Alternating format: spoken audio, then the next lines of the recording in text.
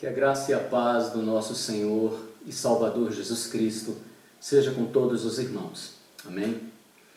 Queridos, hoje, dia 12/4, é domingo de Páscoa e eu quero aproveitar essa data tão especial para juntos meditarmos na palavra do Senhor. Ok? O tema da nossa reflexão é Cristo está vivo e Ele é a nossa redenção. Ok? Agora, na introdução dessa reflexão, eu quero utilizar alguns textos da palavra do Senhor, texto do livro de João, capítulo 19, a partir do verso 30, que registra as últimas palavras de Jesus na cruz, e Lucas, capítulo 24, versículo 5, a partir da parte B, que narra o episódio em que as mulheres vão ao sepulcro no domingo pela manhã. O texto base para essa reflexão é Lucas, capítulo 24. Para que fique claro e de fácil compreensão para todos, eu vou utilizar também outros textos bíblicos. Por isso, eu quero te desafiar a assistir esse vídeo outras vezes. E que, se possível, você anote as referências citadas para poder estudar cada uma delas depois.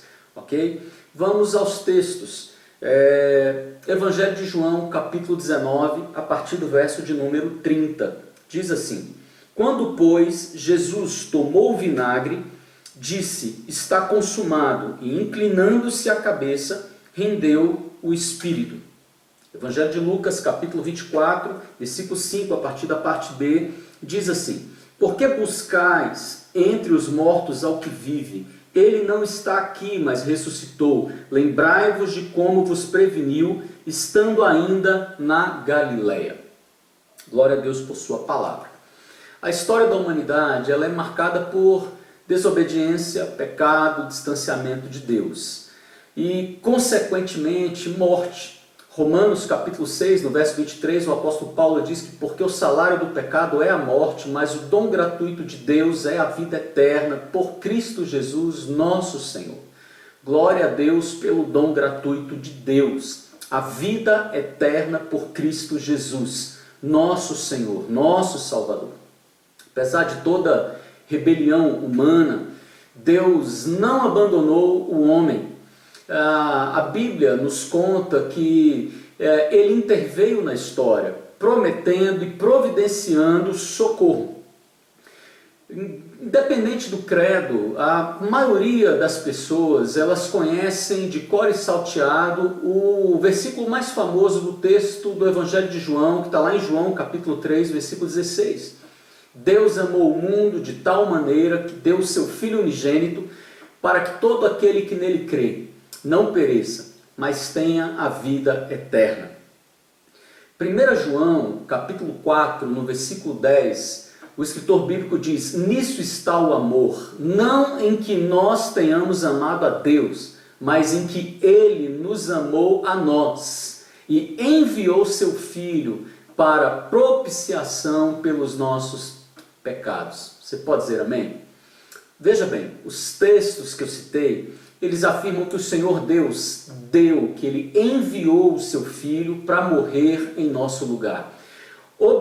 Absorver a ira de Deus e então tornar-se propiciação pelos nossos pecados. Os textos dizem que Deus entregou como sacrifício o seu próprio Filho. Esta é a maior prova de amor. Você conhece a história de Jesus. Ele nasce, desempenha o seu ministério, ele é perseguido, ele é traído, ele é preso, ele é torturado e ele é sentenciado a uma morte terrível, morte de cruz. Nos momentos finais da sua agonia na cruz, ele declara o que nós lemos aqui no Evangelho de João: está consumado. E inclinando a cabeça, ele rende o Espírito, ele entrega o Espírito dele ao Pai. Essa pequena frase dita por Jesus na cruz, em grego, ela é uma palavra só, ela é tetelestai, que representa ou que significa a dívida está paga, acabou, está consumado, ou tudo está completado.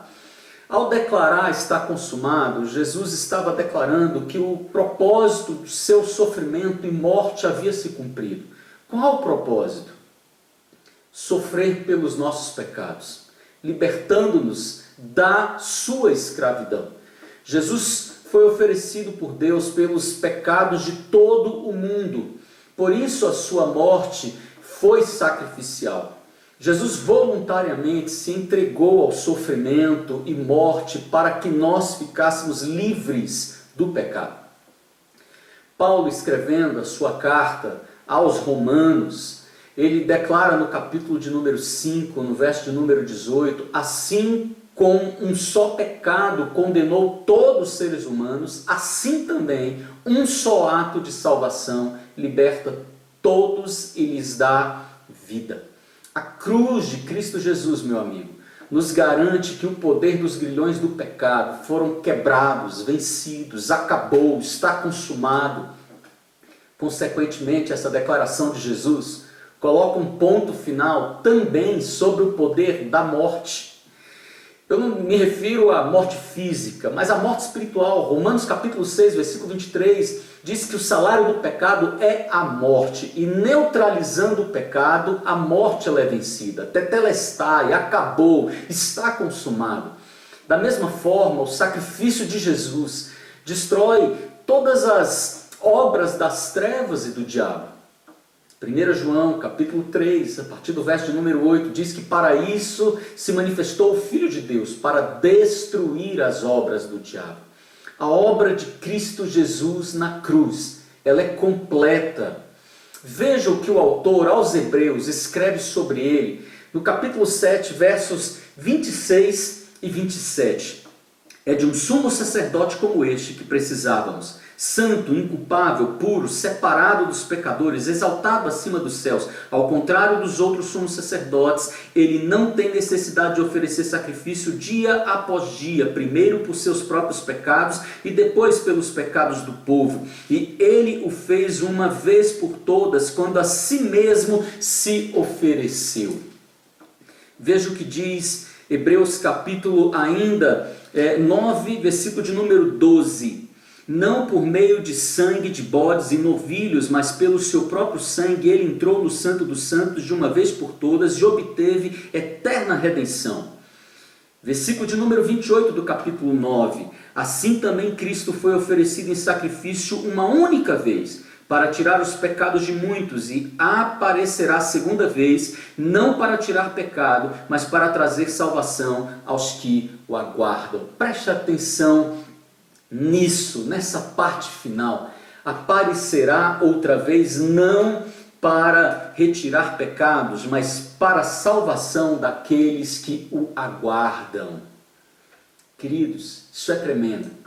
Meu amigo, você precisa ter essa segurança. Veja, o texto que nós lemos aqui no Evangelho de Lucas, no capítulo de número 24, nos diz que domingo bem cedo pela manhã, aquelas mulheres foram até o sepulcro na expectativa de zelar pelo corpo de Cristo Jesus.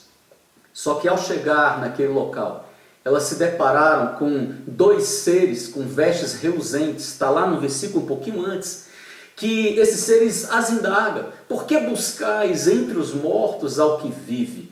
Ele não está aqui, mas ressuscitou, é a afirmação deles. Você consegue entender o que está acontecendo aqui? Esses seres ou anjos estavam dizendo àquelas mulheres: a esperança de vocês não morreu. Anunciem a todos que ele ressuscitou. Mas como assim? De que maneira? Como é que foi isso? De um lado, as mulheres tentando entender a falta do corpo no túmulo. Do outro lado, os anjos declarando: não é para vocês viverem baseados na pauta dos acontecimentos dos últimos dias. Não permitam que o coração de vocês seja tomado pela tristeza, pela saudade ou mesmo pelo medo. Lembrem-se, é o que o texto diz, daquilo que ele vos falou ainda lá na Galileia. Ele está vivo, ele ressuscitou. Tem muita gente, meu querido, inclusive no meio cristão, que conhece a história da morte, da ressurreição de Cristo, mas que não compreende a dimensão da ressurreição do Senhor. Veja, ele não só pagou as nossas dívidas, ele venceu a morte, venceu o diabo. O apóstolo Paulo explica lá no capítulo de número 3, dos versículos 10 em diante, da carta aos Filipenses, que a ressurreição não é apenas um evento histórico, do qual nós nos lembramos com alegria, que a cristandade se lembra com alegria todos os anos, mas que é o maior acontecimento da história, a maior prova do poder de Deus. Muitas pessoas me indagam, elas questionam, elas afirmam não compreender e nem aceitar que um inocente, um justo, pague pelos pecados dos outros. E isso se dá pelo fato de normalmente analisarem dessa maneira meramente pela ótica humana, adâmica, egoísta, centrada no nosso senso falho de justiça. Uma das dimensões do tetelestai, ou do está consumado, dito por Cristo Jesus, lá na cruz do Calvário, é que a partir daquele momento, Deus passa a considerar a morte e a ressurreição de Cristo como se fosse a morte e a ressurreição de todos aqueles que creem no seu Filho Jesus. Escrevendo aos Gálatas, no capítulo de número 2, no verso número 20, o apóstolo Paulo diz: logo, já não sou eu quem vive, mas Cristo vive em mim. E esse viver que agora tenho na carne, vivo pela fé no Filho de Deus, que me amou e a si mesmo se entregou por mim. Queridos, eu quero concluir essa rápida reflexão. Há uma canção que nos últimos dias tem sido muito cantada e divulgada. Essa canção diz: porque Ele vive, posso crer no amanhã. Porque Ele vive, temor não há. Pois eu bem sei que a minha vida está nas mãos do meu Jesus, que vivo está. Cristo, com seu sacrifício, venceu o pecado, venceu a morte, venceu o diabo e nos dá a segurança da ressurreição, da vida eterna. Você tem essa segurança, meu amigo? Se de alguma forma você tem dúvida, não sabe, está incerto, eu quero dizer para você que no dia de hoje Cristo quer te dar essa segurança. Eu creio que Ele me colocou aqui para ministrar essas palavras ao seu coração, e eu creio que Ele te colocou aí do outro lado, ouvindo, analisando, porque você faz parte desse plano glorioso. Cristo morreu por você. No dia de hoje, eu quero te convidar, eu quero te desafiar a fazer uma oração de entrega, fazer uma oração clamando por Cristo Jesus, clamando para que Ele venha ser o Senhor da sua vida, dizendo para Ele que você reconhece que você é falho, que nós somos falhos, somos pecadores e que precisamos da graça de Deus. Faça uma oração aí onde você está, reconhecendo os seus erros, reconhecendo a sua pequenez, a sua fragilidade, pedindo perdão a Ele pelos seus pecados, pedindo para que Ele o aceite como um servo. E creia no nome de Jesus, que aí onde você está, Ele vai te assistir, Ele vai te atender. Eu oro para que o Espírito Santo de Deus, que convence o homem do pecado e do juízo, possa vir sobre você que está assistindo esse vídeo nessa hora. E que de alguma forma você seja tocado por essa palavra. Como eu disse no início, eu quero te desafiar a assistir esse pequeno vídeo outras vezes. Eu li aqui alguns textos, Hebreus, Gálatas, enfim, João, Lucas, Evangelho de João, primeira carta de João. E eu gostaria que você voltasse, marcasse, escrevesse esses textos, lesse com calma, estudasse cada um deles e deixasse o Espírito Santo de Deus ministrar o teu coração. Como eu disse, eu creio que você faz parte desse projeto. Eu creio que Cristo Jesus morreu por mim e por você. No nome de Jesus, eu quero abençoar a sua vida, aí onde você está. Que o Senhor Deus te abençoe, que o Senhor Deus te guarde, que o Senhor Deus faça resplandecer sobre ti o seu rosto e que Ele te inunde de paz, a paz que excede a todo o entendimento. Fica na paz de Cristo Jesus. Até breve.